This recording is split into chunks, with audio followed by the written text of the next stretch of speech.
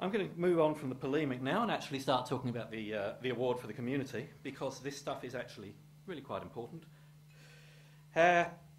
Open source and community kind of go together.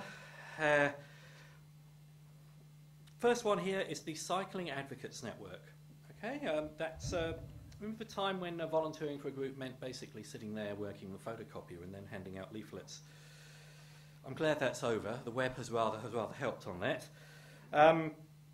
Using the web, and particularly open source tools with the web, the Cycling Advocacy Network and many other NGOs like that, small, probably not very resourced organisations, can plead their case and reach out far better than they could before. The open source is really enabling community activism is the message here. Anyway, CAN has embraced the opportunities wholeheartedly. They've used digital strategy funding, and good on them.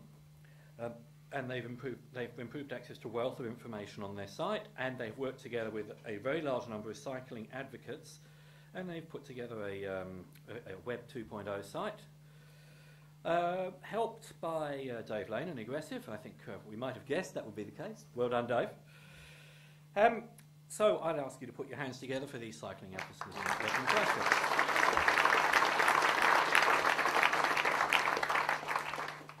The next item is floss. Now, we're not talking about teeth, of course, but I don't need to tell that to this audience. Free, libre, open source software.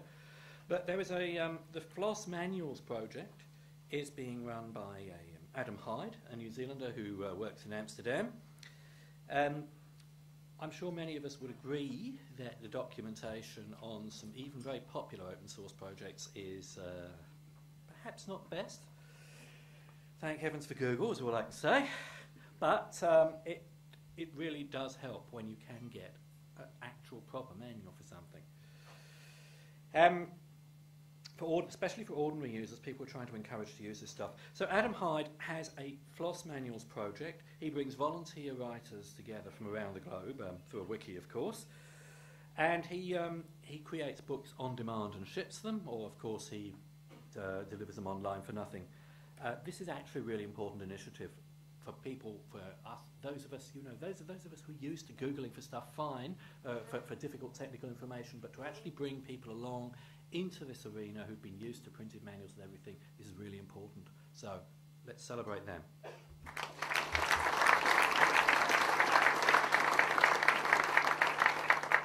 Next we have the Sounds Centre for New Zealand Music.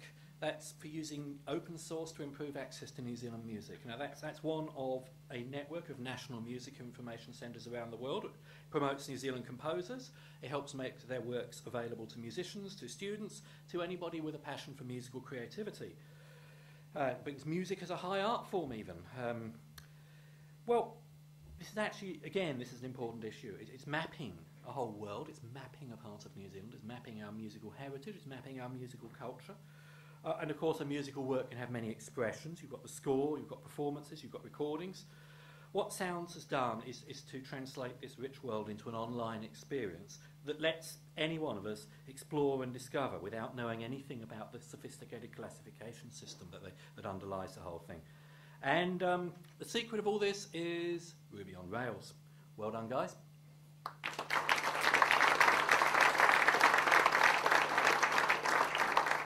The fourth finalist I have here is Brenda Wallace for her tireless work with...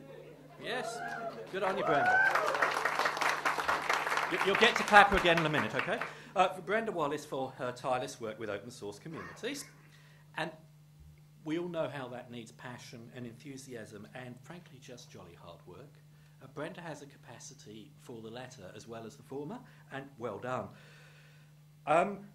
I should say that I am told that super happy dev houses are legal, even though I haven't been to one. But Brenda has organised quite a few, and they are about getting geeks together and throwing a lot of pizza in, making the world a better place.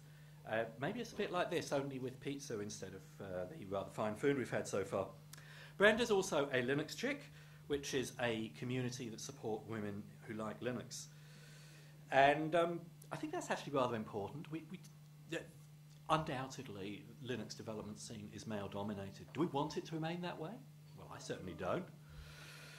So good on you, Brenda. Only yesterday she volunteered on the NZOSS list to start organising serious technical work for events for NZOSS developers. I mean, this is a big job, and I'm glad somebody's doing it. Well done.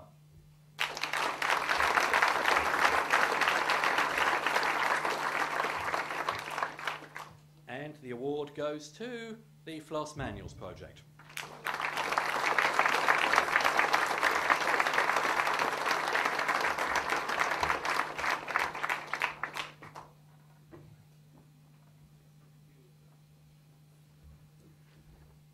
Okay.